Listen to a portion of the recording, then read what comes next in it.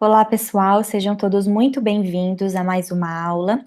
Aqui quem fala é a professora Caroline, da disciplina de Doenças Infecciosas, e hoje nós iremos iniciar a temática tuberculose. Os objetivos da nossa aula é que você consiga compreender quem é o agente etiológico responsável pela tuberculose, quais são as principais vias de infecção, quais são os grupos de suscetibilidade e quais são os principais sintomas da doença.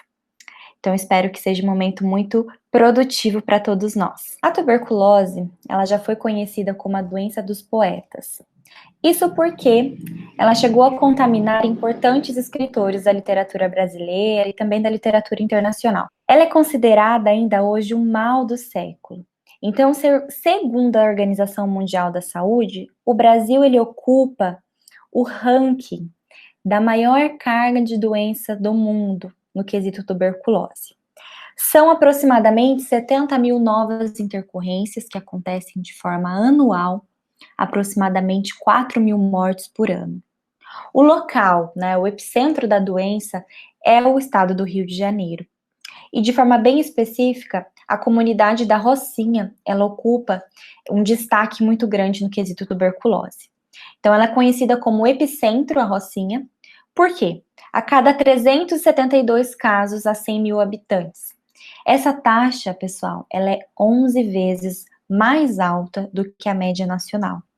Comparado ainda com Bangladesh, que é um dos países mais populosos da Índia.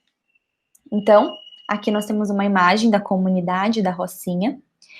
Só por essa imagem você já consegue ter um pouco de noção do porquê, o que justifica ela ser considerada o epicentro da tuberculose.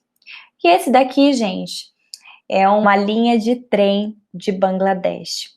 Bangladesh tem aproximadamente 164,7 milhões de habitantes, isso foi o censo de 2017, é considerado um dos países mais populosos do mundo. E mesmo assim, o Brasil está na frente no quesito tuberculose. Bem, a OMS, ela, no último relatório, ela exemplifica que a tuberculose, ela é uma doença infecciosa que mais mata jovens e adultos. E ultrapassa, pessoal, os casos de HIV e AIDS. Atualmente, aqui no nosso país, a gente tem um pouco uma alteração. Mas em 2018, o Brasil notificou 67 mil casos novos e 4,5 mil mortes em decorrência da doença. Aproximadamente 13 brasileiros morrem em média todos os dias por tuberculose. Tuberculose ultrapassa os casos de HIV e AIDS, matando principalmente jovens e adultos. Diante esse problema enorme que o Brasil enfrenta, o Ministério da Saúde, em 2017, elaborou, então, o Programa Nacional de Controle da Tuberculose. Então, ele lançou esse plano, um plano estratégico para o fim da tuberculose. E a tuberculose, então, passa a ser encarada como um problema de saúde pública. O plano, ele apresenta metas em reduzir os coeficientes de incidência da doença para menos de 10 casos de mortalidade para menos de um óbito. Essas estratégias de enfrentamento, elas foram organizadas em 3 principais pilares: prevenção e cuidado integrado, centrado na pessoa com tuberculose, no doente; políticas arrojadas e o sistema de apoio; e a intensificação de pesquisa e também de inovação. E eu faço uma pergunta: aonde que vocês acham que o profissional enfermeiro se encaixa nesses pilares? Pensou um pouquinho? Em todos esses. Mas quem descobriu a tuberculose, o que ela é? É um vírus? É um parasita? É um protozoário? O que ela é? Então, a tuberculose é o Mycobacterium tuberculose, conhecido como bacilo de Koch. Na literatura vocês vão encontrar. E o porquê esse nome? Esse nome vem de origem ao médico e pesquisador Robert Koch, que foi o responsável em identificar pela primeira vez essa micobactéria. Então, a tuberculose hoje ela ocupa o primeiro lugar de causas de morte em HIV e a 4ª causa de morte por doenças infecciosas. O Mycobacterium, ele tem essa característica, essas imagens são de microscopia eletrônica de varredura, mas não existe apenas um Mycobacterium, nós temos uma infinidade deles, e eu trouxe 3 para exemplificar um pouco melhor.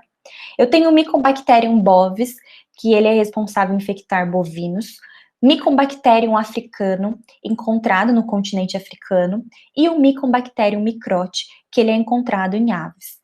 Mas o que hoje nós vamos falar e discutir é o Mycobacterium tuberculosis. A tuberculose, quando a gente pensa em tuberculose, qual é o principal órgão que vem à nossa mente? Os nossos pulmões, não é mesmo? Então, a transmissão, ela acontece de que forma? Por meio de gotículas de tosse ou espirros de pessoas infectadas. Então, eu tenho troca, né, desse material por meio das vias respiratórias. Logo, a aglomeração de pessoas se torna um dos principais fatores de risco.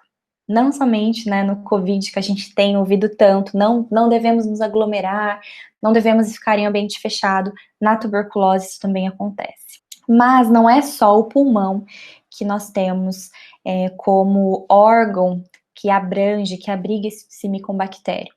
Nós temos outros órgãos. Então, as meninges, ela pode também atingir os linfonodos, atingir a região pleural, a região dos pulmões, a região da coluna vertebral, pode atingir também os rins, os ossos e a laringe. Mas, obviamente, o mais comum, o que é mais difundido, inclusive nas campanhas, é a parte pulmonar, por ser uma região úmida, por ser uma região onde o Mycobacterium ele precisa passar por lá, então é muito mais fácil dele se instalar e desenvolver a doença. Mas, recentemente, nós tivemos um caso que ficou conhecido nacionalmente de tuberculose em outro órgão que não é o pulmão, que foi o caso da cantora Simária, né, que faz a dupla com Simone e Simária, que ela foi diagnosticada com tuberculose ganglionar. Essa tuberculose ganglionar, ela não é contagiosa. Então, vocês se lembram que ela teve, né, uma das principais características foi a perca de peso, né, já fala um pouquinho mais sobre isso, mas ela precisou se afastar para cuidar da sua saúde e ela acabou voltando, né, ativa, mas ela teve que retornar por quê? Porque ela teve uma recaída.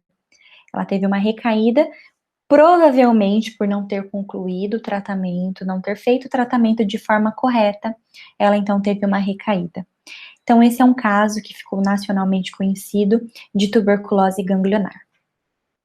Transmissão, como eu havia dito, nós temos um paciente fonte, né, um portador fonte, que ele é chamado bacilífero, e ele pode infectar de 10 a 15 pessoas, num período longo, gente, de um período de 1 ano.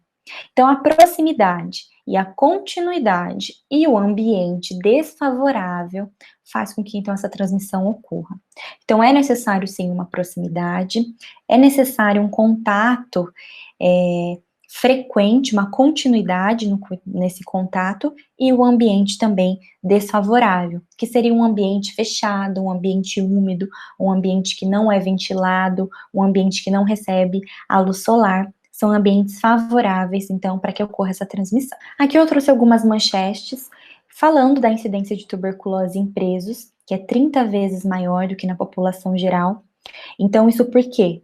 Nós temos, quando a gente fala, infelizmente, né, da situação aqui do nosso país, nós temos células extremamente lotadas, nós temos ambientes que não têm uma ventilação adequada, que não recebe luz solar, consequentemente, a proliferação de doenças infecciosas é muito alta. E aqui, gente, olha que triste essa história, né? Essa história, então, aqui é a Márcia Helena de Souza Conceição, que ela tá segurando a foto do filho dela, o Jonatas, que ele foi vítima da tuberculose. Então, o rapaz, ele contraiu a doença dentro do presídio e morreu 1 mês após ser solto, vítima da tuberculose. Isso, gente, é muito mais comum do que você possa imaginar, tá? Quando a gente fala do Mycobacterium tuberculosis, quem é o reservatório? Quem é que reserva, quem é que abriga esse micro-organismo? É o ser humano. Mas, como eu havia dito, pode acontecer em bovinos e outros mamíferos e aves. que são aquelas que eu acabei de descrever para vocês. Mas o Mycobacterium tuberculosis tem como seu reservatório principal o homem, o ser humano. Como que acontece, então, o período de transmissibilidade da doença?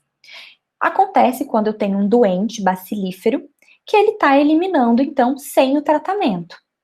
Com o tratamento, mediante ao início do tratamento, nós temos o quê? Uma redução gradativa até a terceira semana após o início do tratamento. Então, a carga de bacilos que são liberadas por esse indivíduo infectado, a partir da terceira semana do tratamento, ela vai sendo reduzida. E esse indivíduo, então, pode ter uma vida normal. Ele não oferece risco para as demais pessoas. Crianças, olha que curiosidade, crianças com tuberculose pulmonar, geralmente, elas não infectam outras pessoas. Isso porque, onde que fica abrigado o Mycobacterium? Dentro dos pulmões. Para esses pulmões, né, para a gente eliminar, então precisa principalmente do ato de tossir. E esse ato de tossir, em algumas crianças, a gente tem um pouco mais de dificuldade e isso não vem com tanta força. Então, por isso que justifica que as crianças que estão infectadas, normalmente elas não infectam outras pessoas devido a essa capacidade, então, de tossir, então, dispersar por meio da tosse o Mycobacterium. Qual é o período de incubação? O que é o período de incubação, gente? Vou perguntar na aula ao vivo, vai pensando aí.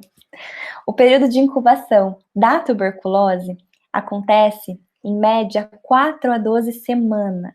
Então, após esse período, então, a gente consegue detectar as lesões primárias e pulmonares. A maioria dos casos novos pulmonares ocorre em torno de 12 meses após a infecção inicial. Isso significa o quê? Que eu tenho um indivíduo que ele fica, muito tempo com essa doença, muito tempo sem, muitas vezes, manifestar sintomas, mas mesmo assim ele tá o quê? Transmitindo a doença, contaminando outras pessoas. E quem são os grupos de maior suscetibilidade? Eu falei para vocês que a gente mostrei a comunidade da Rocinha, aqueles moradores são moradores em suscetibilidade de desenvolver a doença, mas nós temos outros. Quem são eles? Portadores de diabetes, portadores de HIV, portadores de doenças renais, desnutrição, pacientes que fazem terapias imunossupressoras. Então, muitas vezes, quem faz terapias imunossupressoras? Então, aquele paciente que está precisando, que está na fila do transplante, ele precisa fazer, ou o transplantado, ele precisa fazer uma terapia com imunossupressores para não ter rejeição dos órgãos. E nós temos também as terapias com corticosteroides, que são medicamentos muito utilizados no tratamento de câncer. Então, esses são os grupos que têm maior suscetibilidade, mas não são só eles. Condições de vida da população diz muito também sobre esse período de suscetibilidade. Então, locais onde nós não temos ventilação, como muitos presídios no Brasil, e também em comunidades onde nós temos um número muito grande de pessoas morando em locais impróprios ou em extrema aglomeração, com pouca ventilação, pouca condição higiênica sanitária, tudo isso torna esse indivíduo suscetível à tuberculose. Outra população indígena, também chama a nossa atenção e é considerado um dos grupos de susceptibilidade, tendo em vista quesitos culturais, como morar sempre junto, questões higiênicas também, que muitas vezes não está tão estruturada, então eles são um grupo de risco. Moradores de rua também são grupos de risco para a tuberculose. Trouxe esse quadro, ele é de 2017 do Sinan, mas ele mostra quem são as populações vulneráveis. Então, nós temos, em primeiro lugar, gente, a principal população vulnerável são as pessoas vivendo em situação de rua.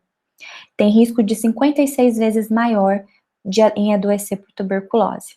O segundo são pessoas vivendo com HIV, o terceiro, pessoas privadas de liberdade, e o quarto são os indígenas. Bem, ainda falando sobre suscetibilidade, a infecção pelo bacilo da tuberculose, ela pode acontecer em qualquer idade, e por isso que isso chama muito a nossa atenção. Nem todas as pessoas que estão expostas ao bacilo, elas se tornam infectadas. Isso porque nós temos nosso sistema imunológico. O nosso sistema imune, se nós pegarmos dentro da nossa sala de aula e a gente pudesse de alguma forma dosar o nosso sistema imunológico, ele é completamente diferente um dos outros, devido a inúmeros fatores, e vocês vão ver isso na imunologia. E não é o objetivo da nossa aula. Mas, devido à nossa resposta imune, nem todas as pessoas que são expostas, elas tornam infectadas. E quais são os sintomas da tuberculose pulmonar? Tosse. Essa tosse ela pode ser seca ou purulenta. A pessoa perde o apetite, tendo em vista, né, perdeu o apetite. Ela tem um emagrecimento de forma acentuada. Sonolência. Principais sintomas. E, falando um pouquinho sobre as manifestações clínicas, nós iniciamos com o período de infecção. Esse período de infecção, ele pode ser conhecido também como primo-infecção, que é o momento que os bacilos dos micobactérios alcançam os alvéolos da periferia pulmonar, levando então reações inflamatórias. Então, durante 15 dias, esses bacilos eles podem se multiplicar livremente, porque eu não tenho uma imunidade adquirida à tuberculose. E, nesses 15 dias, ele pode, então, migrar livremente. Para quais regiões? Para a região linfohematogênica, linfonodos, fígado, baço, medula óssea, rins e sistema nervoso central. Então, gente, vocês lembram que nós temos o nosso sistema linfático, que percorre por todo o nosso corpo, não só o sistema linfático. E se esse micobactério atingir ou o sistema linfático, ou o nosso sistema hematogênico, eu tenho o quê? Eu tenho uma disseminação geral por todo o meu corpo. Então, esse bacilo, ele pode migrar para os meus rins, ele pode migrar para a minha região cerebral, ele pode migrar para os meus linfonodos, então ele pode disseminar por todo o corpo. Após 3 semanas de um indivíduo normal, sem nenhuma doença, o sistema imunológico, ele reconhece que nós temos um invasor e ele então começa a mobilizar o nosso sistema imunológico específico. Com qual objetivo? Destruir ou inativar essa micobactéria, inativar esse agente agressor. E nesse momento, então, o momento que as nossas células de defesa vão na batalha para combater essa infecção, no pulmão passa a haver o quê? Uma inoculação inicial, um pequeno foco bem arredondado. Normalmente, quando a gente fala em infecção pulmonar, o foco é único. Ó, conseguem observar ali nessa imagem de radiografia? Nós temos o quê? Um foco bem redondinho. Esse foco, gente, ele é circuncidado por linfócitos e macrófagos, ativados e modificados. Então, é como se as nossas células de defesa, os nossos linfócitos, os nossos macrófagos, envolvesse esses micobactérios. E por isso que na radiografia eu consigo ver essa imagem bem redondinha, essa lesão, formada, então, pelos macrófagos e linfócitos principalmente. É uma forma do nosso sistema imune combater esse agente agressor. Então, eu tenho que a tuberculose primária, que ela vai acontecer, como eu havia dito, durante uma primo-infecção. A tuberculose primária pode evoluir a partir do foco pulmonar ou ganglionar, em consequência da disseminação hematogênica, e ela é mais comum em crianças. Quais são os principais sintomas em crianças? Febre, principalmente ao entardecer, sudorese noturna, falta de apetite. Tuberculose pós-primária ou tuberculose secundária. Então, o indivíduo que ele pega a tuberculose uma vez, ele não está imune.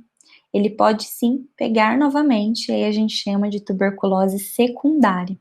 E nesse caso, o indivíduo, ele já tem um sistema imunológico desenvolvido, porque não é a primeira vez que ele entrou em contato com esse agente.